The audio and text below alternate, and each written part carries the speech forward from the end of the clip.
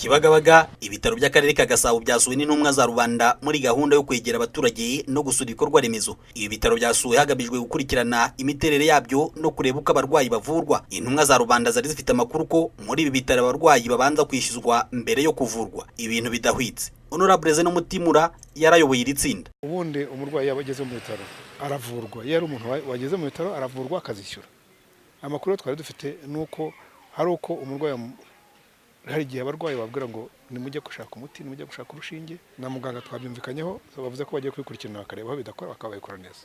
Twavuganye n'abaje kwivuza bagaragaza ko muri rusange serivisi z'ibitaro bya Kibagabaga zitanoze bitewe hanini no kuba bidafite abaganga bahagije. Haje umuganga bamumpaye arangije ahisa nsiga, afashe imodoka aragiye, anyatsa amafaranga yambwira ngo ndishyura 2,500.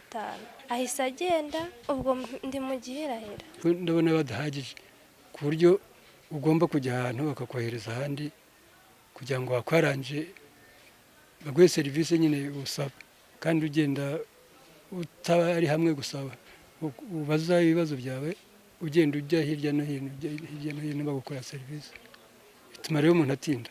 Ubuyobozi bw'akarere ka Gasabo ufite mu nshingano zabwo ibi bitaro bwasabye ko byakosora amakosa atandukanye byakoraga mu kazi ku buryo yashobora guhesha isura mbi ibi bitaro bwabyo hatibagiranye n'akarere biherereyemo. Kumvikanye yuko umuntu uje kwivuza agomba kubanza bwa mbere agahabwa serivisi, none kandi biranashoboka ko umuntu ashobora guhabwa serivisi mu buryo buri simultane, akaba yahabwa serivisi ariko akaba n'izindi serivisi za comptabilité zijyanye n'ibyo agomba kwishyurwa nazo zikora, ariko ibyo byose bitabujije umurwayi guhabwa serivisi yibanze yo kubanza kwita ku buzima bwe, kuko umuntu aza kwa muganga afite ikibazo cy'ubuzima, rero ugiye kubanza kwita ku kibazo cy'amafaranga mu by'ukuri yaba ari serivisi itari nziza.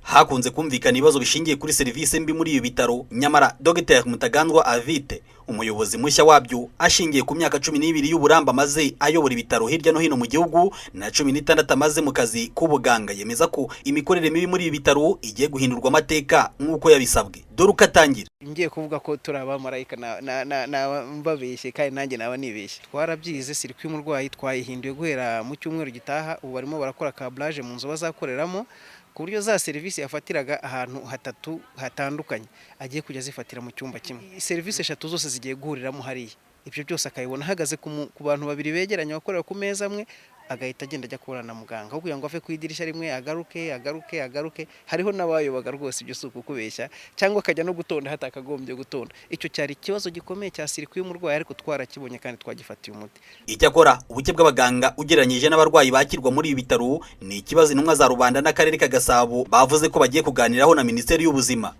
Nubwo ibitaro byasabwe kubanza kuvura abarwayi mbere yo kubishyuza, ubuyobozi bw'ibitaro bwo buvuga ko iyo batishyujwe mbere bamwe banga kwishyura bigatera igihombo gikomeye. Ngiyi ngingo isabwa kubanza kwigwaho neza.